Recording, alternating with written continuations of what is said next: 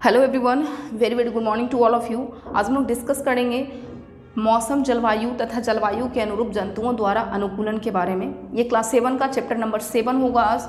तो यहाँ पे जानते हैं फ्रेंड्स, सबसे पहले मौसम होता क्या है। मौसम क्या होता है फ्रेंड्स, तो जैसे ही आप सुबह उठते हैं, समाचार पत्र खोलते हैं तो आपको नज़र आती है कुछ इस तरीके से कि सुबह कोहरा रहेगा, बाद में आसमान साफ हो जाएगा। शनिवार को अधिकतम तापमान इतना दर्ज किया गया, न्यूनतम तापमान इतना दर्ज किया गया, है ना। रविवार को सूर्यास्त कितना बजे होगा, सोमवार को सूर्योदय कितना बजे होगा। इन सभी चीज़ों के बारे में क्या रहता है, रिपोर्ट का एक नमूना जो है आपको समाचार पत्र में दिया जाता है ना। अब ये बूझो कि ये आश्चर्य है कि ये रिपोर्ट कौन तैयार करता है। तो जो भी मौसम विभागीय हैं फ्रेंड्स, है ना, मौसम विज्ञान विभाग जो होते हैं उनके द्वारा तैयार किया जाता है। यह विभाग प्रतिदिन विभिन्न स्थानों से वहाँ के ताप, पवन का वेग, है ना, जो हवा का जो वेग होता है, स्पीड होता है, उसके आधार पर क्या करते हैं, बहुत सारे डेटा एकत्र करते हैं और मौसम के बारे में क्या करते हैं, पूर्वानुमान लगाते हैं। ठीक है, अब फ्रेंड्स यहाँ पे समझते हैं कि मौसम क्या होता है। मौसम किसको बोलते हैं, तो किसी स्थान पर तापमान, आर्द्रता, वर्षा, वायु वेग आदि के संदर्भ में वायुमंडल की प्रतिदिन की परिस्थिति क्या कहलाती है, उसका उस स्थान की मौसम कहलाती है। तो जो भी परिस्थिति होता है किसके संदर्भ में, तापमान, आर्द्रता, वर्षा, वायु वेग, ये सभी चीज़ों के संदर्भ में जो भी आपके इन्वायरमेंट में, जो भी आपका वायुमंडल में दिन प्रतिदिन की जो भी आपका परिवर्तन होता है ना, उसी को हम लोग क्या बोलते हैं, मौसम बोलते हैं। और ये जो है आपका तापमान, आर्द्रता, वर्षा, वायु वेग, ये सभी क्या है, मौसम के घटक कहे जाते हैं। तो मौसम के मुख्य रूप से 4 घटक यहाँ पे है, वर्णन आपका याद ध्यान में रखेंगे, तापमान, आर्द्रता, वर्षा और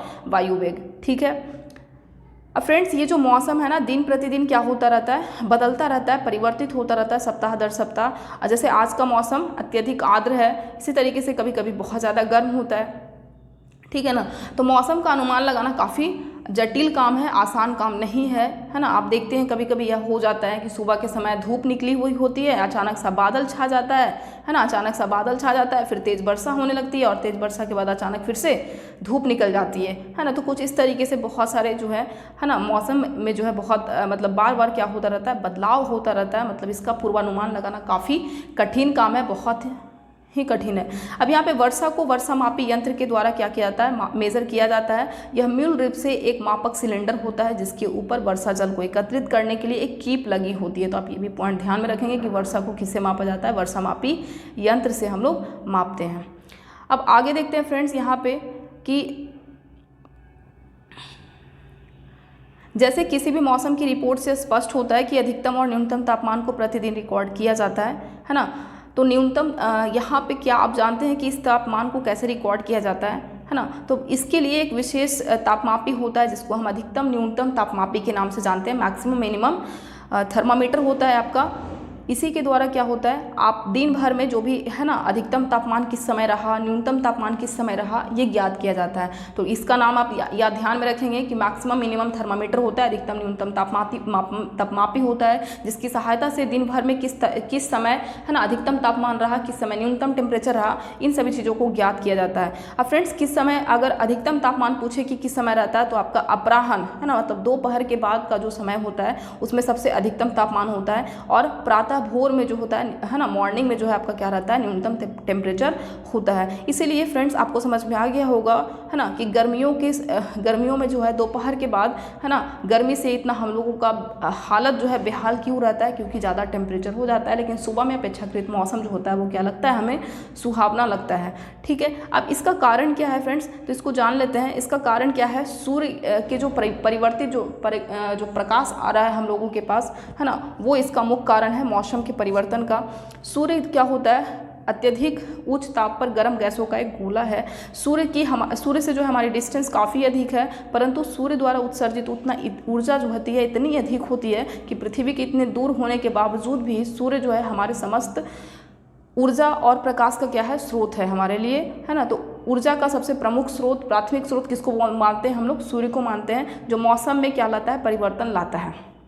सूर्य के थल क्षेत्र, समुद्र, वायुमंडल द्वारा अवशोषण और परिवर्तित की जाने वाली ऊर्जा भी किसी स्थान पर मौसम को निर्धारित करने में महत्वपूर्ण भूमिका होती है ना। तो स्थान विशेष पर डिपेंड करता है कि कौन सा स्थान जो है ऊष्मा को जल्दी अवशोषित करेगा, परिवर्तित कर देगा, है ना, परावर्तित करेगा।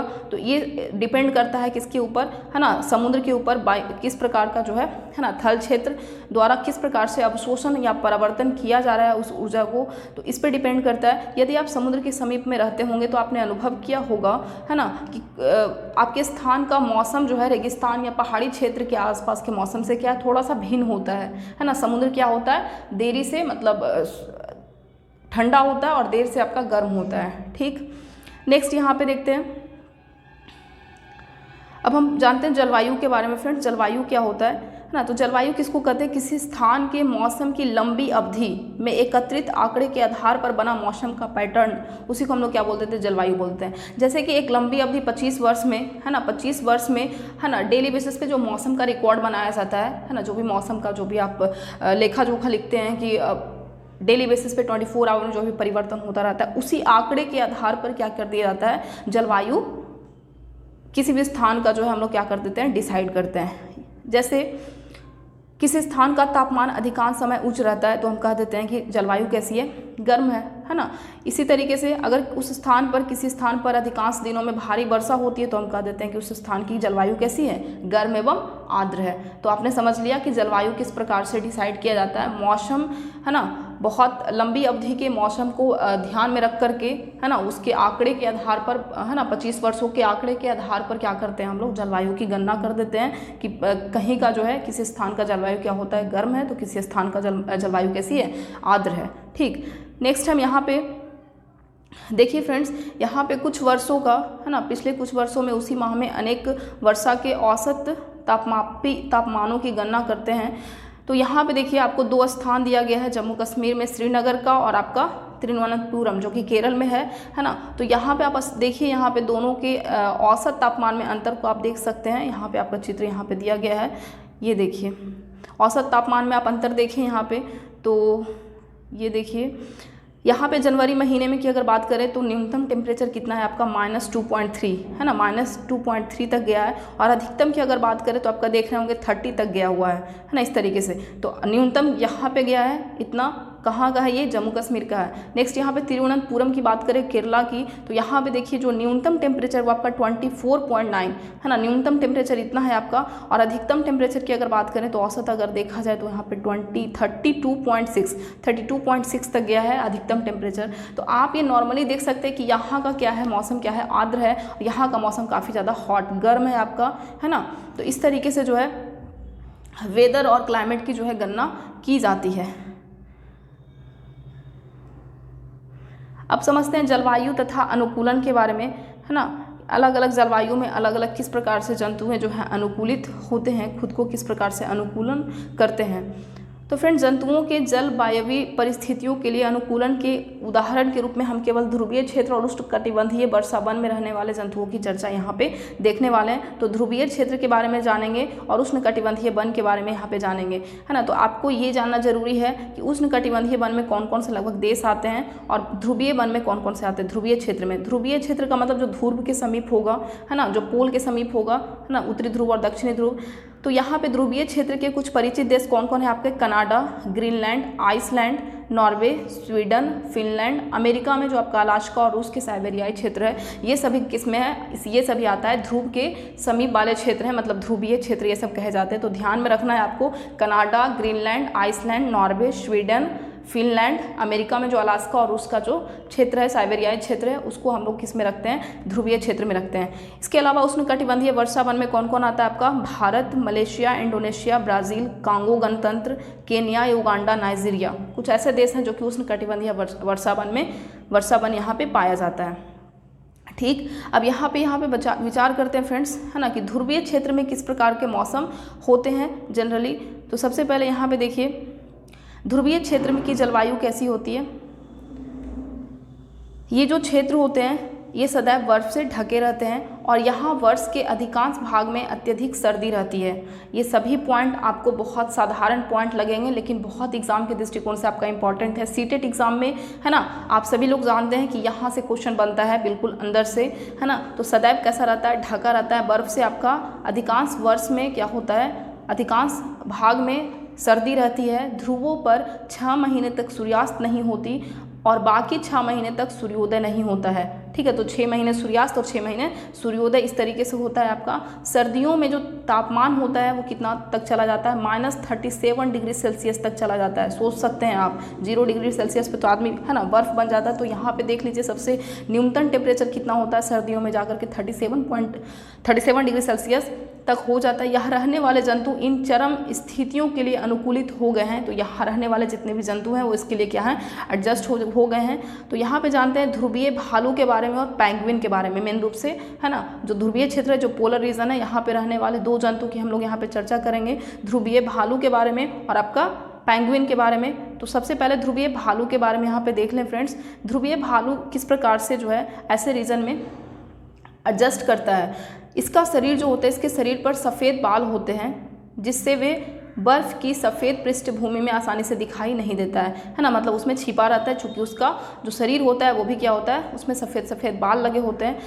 इससे उन्हें अपने शत्रुओं से बचाव भी मिलता है ना। चूँकि वो छुपे रहते हैं तो अपने शत्रुओं से भी बच जाते हैं। साथ ही इससे उन्हें अपने शिकार को पकड़ने में भी सहायता मिलती है। तो 3 चीज़ यहाँ पे फ़ायदा हो गया। एक तो अपने आप को आसानी से छुपा लेता है, शत्रुओं से बच जाता है और शिकार को भी पकड़ लेता है ना। छुपा रहता है और पता भी नहीं चलता है, कोई शिकार आता है उसको शिकार कर लेता है।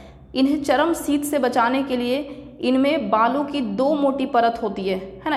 इनकी त्वचा के नीचे वसा की परत होती है ना। तो बालों की भी, फर की भी इनकी 2 मोटी रचना होती है और उसके त्वचा के नीचे क्या होता है, वसा की परत होती है। वास्तव में ध्रुवीय भालू का शरीर जो होता है इतनी अच्छी तरह से शीतरोधी होता है कि धीमे धीमे चलते हैं ताकि उनके शरीर का ताप आवश्यकता से अधिक ना हो जाए।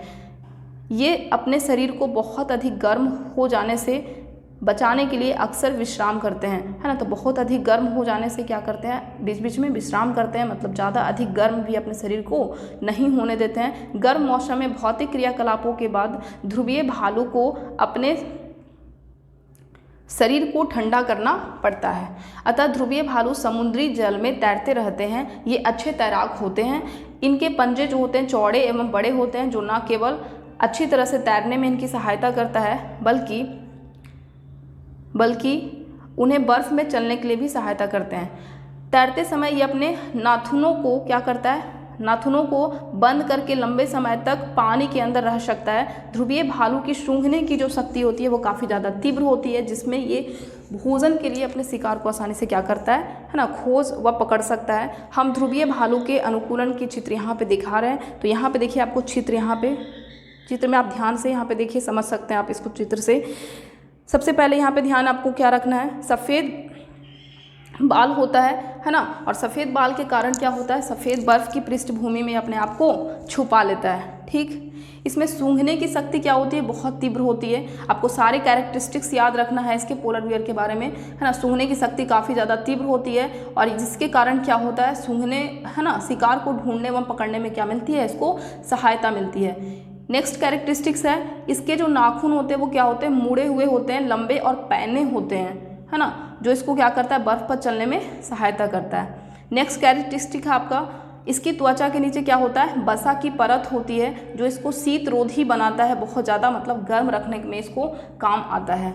नेक्स्ट है, इसके शरीर पर जो है बालों की 2 मोटी परत होती है। ये भी बात आप ध्यान में रखेंगे, 2 मोटी परत। जब आप वहाँ पे पढ़ रहे थे, है ना, क्लास 6 में, तो आपने देखा था कि कंबल, एक मोटा कंबल ज़्यादा अच्छा होता है या 2 पतली पतली 2 कंबल ज़्यादा अच्छे होते हैं। तो 2 पतली पतली कंबल क्या होता है, बीच में ज़्यादा एयर को क्या कर लेता है, एब्जॉर्ब ट्रैप कर लेता है। तो इस तरीके से वो अधिक गर्म होता है। तो इसी तरीके से यहाँ पर भी 2 मोटी परत होती है, जो कि क्या करता है, इसको सर्दी के मौसम में भी बहुत अधिक गर्म रखता है ना। और सफ़ेद बाल होने के कारण क्या करता है ये, है ना, परभक्षी और शिकार इसको आसानी से देख नहीं पाते हैं। तो इतना कैरेक्टरिस्टिक्स आपको बिल्कुल ध्यान में रखना है कि इसके सींघने की जो शक्ति होती है काफ़ी तीव्र होती है ना। सफ़ेद बर्फ़ में दिखाई नहीं देता है क्योंकि इसके क्या होते हैं, सफ़ेद बाल होते हैं, है ना। इसके नाखून जो होते हैं मुड़े हुए, लंबे और पैने होते हैं। त्वचा के नीचे वसा होता है ना। और बालों की 2 मोटी परतें होती है इसके शरीर के ऊपर। तो इतनी बात आपको ध्यान में रखना है बिल्कुल। नेक्स्ट हम आगे चलते हैं फ्रेंड्स। यहाँ पे पोलर बियर के बाद आती है बात पेंगुइन का। तो पेंगुइन भी कुछ इसी तरीके का होता है ना। इसकी भी जो शरीर होती है क्या होती है, सफ़ेद होते हैं, है ना, और आसानी से बर्फ़ के सफ़ेद मतलब पृष्ठभूमि में क्या हो जाता है, मिल जाता है। मतलब ये भी खुद को क्या कर लेता है, छुपा लेता है सफ़ेद होने के कारण। इनके शरीर में भी स्वयं को सर्दी से बचाने के लिए मोटी त्वचा और अत्यधिक वसा होता है। तो लगभग सेम है यहाँ पे, आपको याद हो जाएगा। आपने पेंगुइन के झुंड को चित्र में देखे होंगे, है ना। ये देखिए चित्र, स्वयं को गर्म रखने के लिए वे ऐसा करते हैं, मतलब साथ साथ झुंड में रहते हैं। अब आप एक इमेजिन कीजिए कि एक ऐसा कमरा हो जहाँ पे खचाखच भरा हुआ है, कमरे हॉल, है ना, उसमें क्या होता है, बहुत ज़्यादा गर्मी लगता है ना। तो उसी तरीके से यहाँ पे ध्रुवीय भालू, यहाँ पे क्या रहते हैं, पेंगुइन जो है झुंड में रहते हैं ताकि क्या हो, गर्मी बना रहे। ध्रुवीय भालू की तरह ही पेंगुइन भी अच्छे तैराक होते हैं। इनका शरीर धारा रेखीय होता है और इनके पैरों में जो है जाल बना हुआ होता है जो इसको अच्छे तैराकी बनाता है, मतलब अच्छे से तैर पाता है। ध्यान में रखना आपको, पेंगुइन भी अच्छा तैराकी होता है ना। इसके शरीर क्या होते हैं, धारा रेखीय होते हैं, मतलब मछली का जो शरीर जैसे होता है ना, धारा रेखीय स्ट्रीमलाइन बॉडी, है ना, जो आपका इस तरीके से जो आपका है ना। तो इसी तरीके से जो है स्ट्रीमलाइन बॉडी किसका होता है, आपका पेंगुइन का भी होता है, जो कि अच्छे से ये क्या कर लेता है, तैर लेता है। इसके पैर में क्या होते हैं, जाल लगे होते हैं। तो ये देखिए पैर इसका कितना इस तरीके से, है ना। तो इस तरीके से अच्छे से पैर से क्या कर लेता है, ये तैराकी कर पाता है। नेक्स्ट अगर बात करें, ध्रुवीय क्षेत्र में रहने वाले अन्य जंतुओं में अनेक प्रकार की मछलियाँ जैसे कस्तूरी मृग, है ना, नाम आपको ध्यान में रखना है कि ध्रुवीय क्षेत्र में रहने वाले कौन कौन से जंतु हैं आपको, कस्तूरी मृग, रेनडियर, लोमड़ी, सील, व्हेल, अन्य प्रकार की पक्षी जो है शामिल होता है। नोट कीजिए, जहाँ मछली ठंडे जल में लंबे समय तक रह सकती है, वही पक्षियों को जीवित रहने के लिए, है ना, अपने शरीर को गर्म रखना आवश्यक होता है। इसी कारण अनेक प्रकार की पक्षी जो है सर्दियों में आते हैं और अपेक्षाकृत गर्म स्थानों पर प्रवास के लिए चले जाते हैं। सर्दियाँ समाप्त हो जाने पर वो पुनः अपने वापस, है ना, अपने आवास पर वापस लौट आते हैं। शायद आप जानते होंगे कि भारत ऐसे अनेक पक्षियों का प्रवास स्थान है। आपने साइबेरियाई क्रेनों का नाम सुना होगा, ये आपको ध्यान में रखना है। साइबेरिया, है ना, जो साइबेरिया से राजस्थान में भरतपुर और हरियाणा में सुल्तानपुर जैसे स्थानों पर सर्दियों में प्रवास के लिए आते हैं। तो जो साइबेरियाई क्रेन है फ्रेंड्स, है ना, साइबेरियाई क्रेन जो है, जो साइबेरिया से कहाँ आते हैं, राजस्थान के भरतपुर में निवास करते हैं और हरियाणा में सुल्तानपुर। तो साइबेरियाई क्रेन जो है प्रवासी के रूप में कहाँ रहते हैं, भारत के राजस्थान में भरतपुर में और हरियाणा के सुल्तानपुर जैसे स्थानों में सर्दियों में आते हैं प्रवास के लिए, है ना। कुछ पक्षी उत्तर पूर्व के कुछ आर्द्र स्थानों और भारत के कुछ अन्य स्थानों पर भी प्रवास के लिए क्या करते हैं, जाते हैं। ठीक, नेक्स्ट यहाँ पे देखते हैं उष्णकटिबंधीय वर्षा वन। पहले यहाँ पे जानते हैं फ्रेंड्स, बहुत ही इंपॉर्टेंट बात है, कुछ प्रवासी पक्षी जो होते हैं अपने आवास की चरम जलवायु परिस्थितियों से बचने के लिए 15,000 किलोमीटर की यात्रा करते हैं, है ना, 15,000 किलोमीटर की यात्रा करते हैं। सामान्यतः ये अधिक ऊंचाई पर उड़ान भरते हैं जहाँ वायु प्रवाह उड़ान में सहायक होता है। इस ऊंचाई की शीत स्थिति उनकी उड़ान पेशियों द्वारा उत्पन्न ऊष्मा का क्या करता है, विसरण आसान कर देता है। लेकिन आश्चर्य की बात है कि प्रवासी पक्षी वर्ष दर वर्ष एक ही स्थान पर कैसे आते रहते हैं, यह एक रहस्य है। आपको लगता है कि इन पक्षियों में दिशा का सहज बोध होता है, ये जानते हैं कि किस दिशा में उड़ना है ना, मतलब ये कैसे अपने आप आ जाते हैं ऐसा मौसम होने के बाद। तो फ्रेंड्स ऐसा कुछ होता है ना, मार्गदर्शन के लिए ये जो संभवतः भू चिन्हों, है ना, जिसको लैंडमार्क के रूप में इसको उपयोग करता है। संभवतः अनेक पक्षियों को दिन में सूर्य और रात्रि में तारे से मार्गदर्शन मिलती है ना। तो कुछ पक्षी होता है उसको दिन में सूर्य से और रात्रि में जो है तारों से मार्गदर्शन मिलता है। और इसके भी कुछ प्रमाण है। पक्षी दिशा का पता लगाने के लिए पृथ्वी के चुंबकीय क्षेत्र का क्या करता है, उपयोग करता है। केवल पक्षी ही नहीं, ऐसे बहुत सारे जंतु, केवल पक्षी ही ऐसे जंतु नहीं हैं जो प्रवास करते हैं, ऐसे बहुत सारे स्तनधारी जीव हैं। अनेक प्रकार की मछलियाँ, कीट भी अधिक अनुकूल जलवायु की तलाश के लिए मौसमी रूपी प्रवास करते हैं। मतलब कुछ ऐसे पक्षी हैं जो क्या करते हैं फ्रेंड्स, 15,000 किलोमीटर की यात्रा, है ना, ऊंची उड़ान भर करके क्या करते हैं, प्रवासी के रूप में जो है रहने के लिए आते हैं। और आप विश्वास नहीं करेंगे, है ना, इनके पास इतना अच्छा सेंस ऑफ ह्यूमर होता है कि ये याद रखते हैं कि पिछले बार हम कहाँ रहे थे, है ना, इस बार हमें कहाँ पे फिर से वापस वही स्थान पे फिर से चले जाते हैं, है ना। मतलब इनको बहुत ज़्यादा जो है लैंडमार्क का ये उपयोग करते हैं, है ना। और इस तरीके से वो वास्तविक जो पहले जिस परिवेश में रह रहे थे, जहाँ पे रह रहे थे, वहाँ पे क्या करते हैं, फिर से वापस पहुँच जाते हैं। अब यहाँ पे जानते हैं फ्रेंड्स उष्णकटिबंधीय वर्षा वन के बारे में। तो उष्णकटिबंधीय जो क्षेत्र होते हैं उनकी जलवायु सामान्यतः गर्म होती है ना। आपने अभी देखा पोलर रीजन है ना, जिसमें जलवायु काफ़ी ज़्यादा क्या थी, सर्द थी है ना, जहाँ की मिनिमम टेम्परेचर आपने देखा -37 डिग्री सेल्सियस तक चला जाता है। अभी आप देख रहे हैं उष्णकटिबंधीय वर्षा वन के बारे में है ना। यहाँ पे जलवायु क्या होती है, सामान्यतः गर्म होती है, क्योंकि ये क्षेत्र भूमध्य रेखा के आसपास है ना। तो जो पोल के पास होता है ना वो बहुत ज़्यादा क्या होता है, सर्द होता है, मतलब बहुत ज़्यादा ठंडी होती है। और जो भूमध्य रेखा के आसपास होता है वो क्या होता है, जनरली गर्म होता है फ्रेंड्स। तो उष्णकटिबंधीय जो वर्षा वन है ना, उष्णकटिबंधीय जो वर्षा वन है वो क्या है, आपका गर्म क्षेत्र होता है। सबसे सर्द महीने में भी तापमान सामान्यतः कितना होता है ना, सर्दी में भी यहाँ पे 15 डिग्री सेल्सियस होता है ना। गर्मियों में तापमान तो 40 डिग्री सेल्सियस से अधिक हो जाता है। वर्ष भर दिन और रात की लंबाई लगभग बराबर होते हैं। जैसे पोलर रीजन में आपने क्या देखा, विशेषता था 6 महीने रात और 6 महीने दिन, इस तरीके का होता है ना। लेकिन यहाँ पे आपका क्या होता है, दिन और रात लगभग समान लंबाई के होते हैं। और इस क्षेत्र में प्रचुर मात्रा में क्या होती है, वर्षा होती है। इस क्षेत्र की एक प्रमुख विशेषता क्या है, उष्णकटिबंधीय वर्षा वन भारत के पश्चिमी घाटों और असम में पाए जाते हैं। इसके अतिरिक्त ऐसे वन दक्षिण पूर्व एशिया, मध्य अमेरिका, मध्य अफ्रीका में भी पाया जाता है। तो ध्यान में रखना है, दक्षिण पूर्व एशिया जो आपका पार्ट हुआ, मध्य अमेरिका का जो पार्ट है, इसके अलावा मध्य अफ्रीका, ये सभी में क्या पाया जाता है, आपका उष्णकटिबंधीय वर्षा वन होता है ना। सतत गर्मी और वर्षा के कारण इस क्षेत्र में विभिन्न प्रकार के पादप और जंतु पाए जाते हैं। वर्षा वनों में पाए जाने वाले प्रमुख 4 प्रकार के जंतु जैसे बंदर, कपी जिसको एप्स बोलते हैं, गुरिल्ला, चीता, हाथी, तेंदुआ, छिपकली, सर्प, पक्षी और कीट है ना, ये सभी हैं। अब यहाँ पे एक एक करके यहाँ पे देखिए फ्रेंड्स कुछ डिस्क्राइब किया हुआ है। वर्षा वनों में जलवायु परिस्थिति अनेक किस्मों के जंतुओं की विशाल जनसंख्या के जीवन यापन के लिए अत्यधिक उपयुक्त है। चूंकि जंतुओं की जनसंख्या क्या होती है, अधिक होती है, अतः उनमें भोजन और आश्रय के लिए सघन प्रतिस्पर्धा होता है ना। चूंकि क्या होता है, यहाँ पे जनसंख्या काफ़ी अधिक है, इसलिए भोजन और आश्रय के लिए क्या होता है, कंपटीशन होता है फ्रेंड्स। अनेक जंतु वृक्षों पर रहने के लिए अनुकूलित होते हैं। लाल नेत्र वाला मेढक के पैर के तलवे चिपचिपे होते हैं, जो कि उन्हें उस वृक्षों पर चढ़ने में क्या करता है, सहायता करता है। तो ध्यान में रखना है, लाल नेत्र वाले जो मेढक होते हैं उसके पैर में क्या होता है, तलवे में चिपचिपा कुछ पदार्थ होता है, जो कि उसको वृक्ष पे रहने के लिए है ना, रहने में, चढ़ने में उस पर सहायता करता है, जिस पे वो रहते हैं उस पे चढ़ने में उनको सहायता करता है। वृक्षों पर ये देखिए है ना, लाल आँख वाला मेढक है। नेक्स्ट है, वृक्षों पर रहने में सहायता के लिए बंदर की लंबी पूंछ होती है ना। तो जो भी वृक्ष पर रहने वाले जो बंदर होते हैं उनकी लंबी लंबी पूंछें होती जो शाखाएं को पकड़ने के लिए क्या करता है, उनको मदद करता है। क्योंकि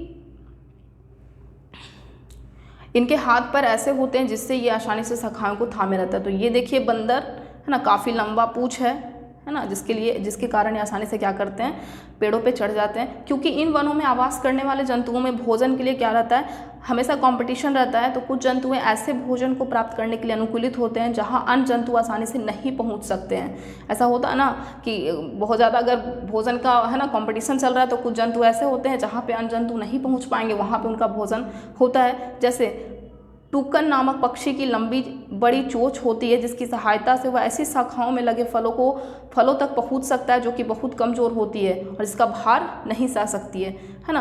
तो कुछ ऐसे मतलब पक्षी होते हैं, जैसे टूकन नाम की जो पक्षी है उसकी चोंच क्या होती है, बहुत बड़ी होती है। ये देखिए चोंच, काफ़ी बड़ी चोंच है, जिसकी सहायता से वह ऐसी शाखाओं में लगे फलों तक पहुँच जाती है, जो कि है ना, चोंच बड़ी होने के कारण क्या होता है, फलों को पहुँच जाती है और उसका मतलब उसको खा लेती है इस तरीके से।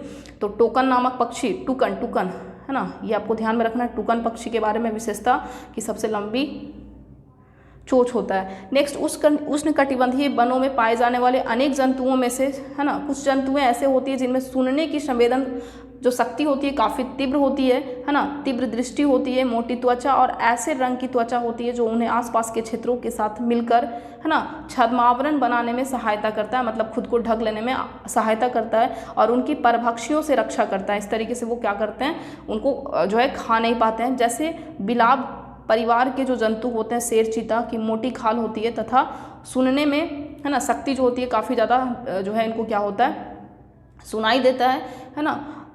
इसके अलावा एक है आपका लायन टेड लंगूर। ये देखिए पिक्चर में लायन टेड लंगूर जो आपको मंकी है ना, जिसको हम दाढ़ी वाले एप भी बोलते हैं। ये दाढ़ी वाला एप है आपका है ना, लंगूर है आपका, इसको बोलते हैं लायन टेड लंगूर, लायन टेड लंगूर जो है कहाँ पाया जाता है? पश्चिमी घाट के वर्षा वनों में पाए जाते हैं। पश्चिमी घाट के वर्षा वनों में कौन पाया जाता है? लायन टेड लंगूर पाया जाता है। इसको दाढ़ी वाला ऐप भी बोलते हैं। इसकी प्रमुख विशेषता क्या है? इसकी चांदी जैसी सफ़ेद अयाल होता है जो कि सिर के चारों ओर गालों और ठोडी तक रहती है ना। अब यहाँ पे इसके क्या होता है? चांदी जैसी सफ़ेद अयाल होता है ना। ये देखिए यहाँ पे गर्दन के पास आप ये जो देख रहे हैं ना, चांदी जैसा जो सफ़ेद बाल है ना, जिसको हम अयाल भी कहते हैं, ठीक है ना, इसको क्या बोलते हैं? अयाल बोलते हैं। तो ये गर्दन के पास देख रहे हैं आप, बिल्कुल सफ़ेद सफ़ेद चांदी की तरह चमक रही है ना। तो ये इसका जो बाल होता है इसी को अयाल बोला जाता है फ्रेंड्स, जो सिरों को चारों ओर से क्या कर देता है? ठोडी तक रहता है।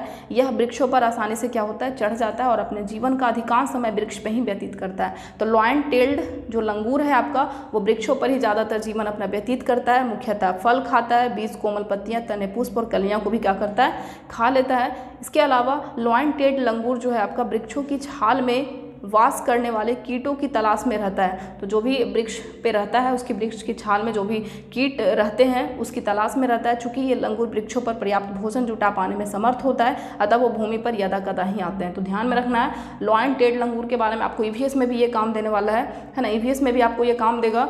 तो ध्यान में रखेंगे लायन टेल्ड लंगूर के बारे में कि कभी कभी ही भूमि पर आता है, जनरली वृक्षों पे ही रहता है। वृक्षों के जो फल होते हैं, कोमल पत्तियां होती है, तने, पुष्प है ना, जो कली होती है, इन सभी चीज़ों से अपना भोजन ग्रहण करता है। अब नेक्स्ट एक और जंतु है उष्णकटिबंधीय वर्षा वन की, जिसको बोलते हैं हाथी। हाथी क्या होता है? हाथी अनेक प्रकार से वर्षा वनों में परिस्थितियों में क्या हो जाता है? अनुकूलित हो जाता है ना। इसकी सूंड, सबसे पहला चीज़ की जो विशेषता है, इसका सूंड जो किस चीज़ के लिए उपयोगी होता है? जिसका उपयोग वह नाक के रूप में करता है। लंबी सूंड से इसकी सूंघने की शक्ति बहुत अच्छी होती है ना। तो सूंड से क्या करता है? सूंघने का काम करता है। इसके अलावा हाथी द्वारा सूंड का उपयोग भोजन को उठाने के लिए भी किया जाता है। यद्यपि इसके बाह्य जो दंत होते हैं जिन्हें रद कहा जाता है, ध्यान में रखेंगे, हाथी के जो बाहर वाले दांत होते हैं उसको क्या बोलते हैं? रद बोलते हैं। वास्तव में रूपांतरित दंत होता है ना। ये क्या होता है आपका?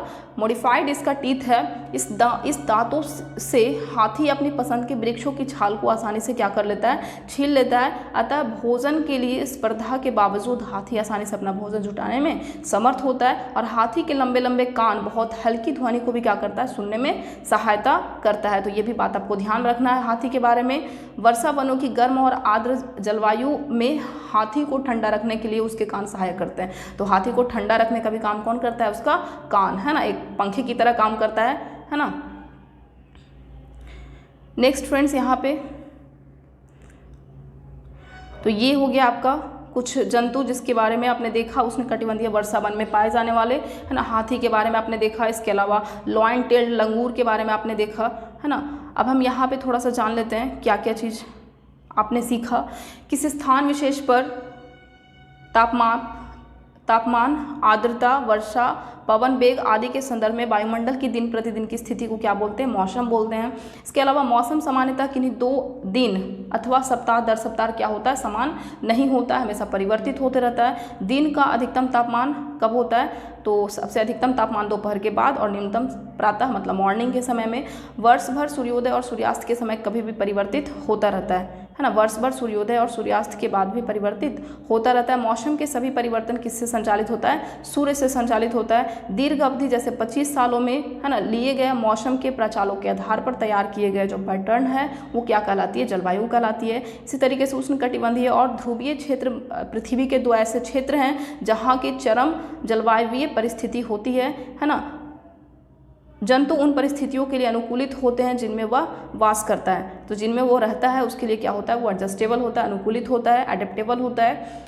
ध्रुवीय क्षेत्र में वर्ष भर क्या रहती है? बहुत सर्दी रहती है ना। ध्रुवों में वर्ष के 6 महीने तक सूर्यास्त नहीं होता और 6 महीने तक सूर्योदय नहीं होता है। तो ध्रुवीय क्षेत्र का नाम आपको ध्यान में रखना है कि कौन कौन था। नेक्स्ट है ध्रुवीय क्षेत्र के जंतु कुछ विशेष गुणों के कारण, जैसे शरीर पर सफ़ेद बाल, है ना, जिसको फर बोलते हैं, सूंघने की शक्ति तीव्र होती है, त्वचा के नीचे बसा का परत। इसके अलावा तैरने और चलने के लिए चौड़े और लंबे नख होते हैं, नाखून होते हैं। इन कारणों से अत्यधिक सर्द जलवायु के लिए क्या होते हैं? वो अनुकूलित होते हैं। तो क्यों अनुकूलित होते हैं? ये सब कैरेक्टरिस्टिक्स आपको बिल्कुल ध्यान में रखना है।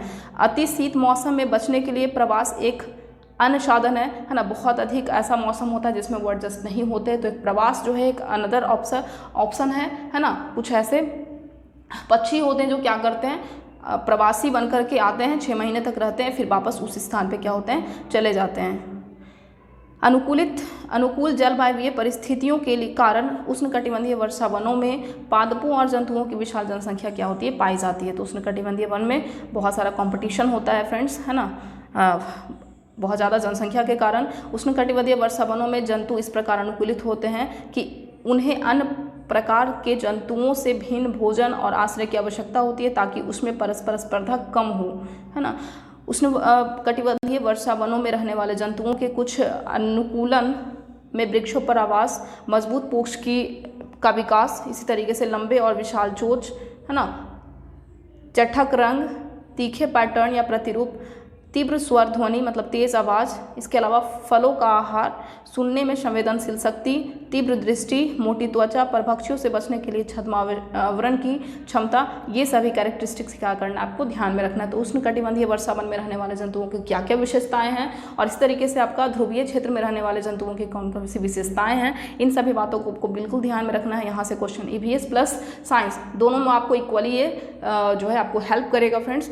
तो आज हम इतना ही रहने देते हैं, बाकी हम नेक्स्ट वीडियो में बात करेंगे अगले चैप्टर का। चैनल पे बने रहें फ्रेंड्स, चैनल पे बने रहने के लिए आप सभी का बहुत बहुत धन्यवाद।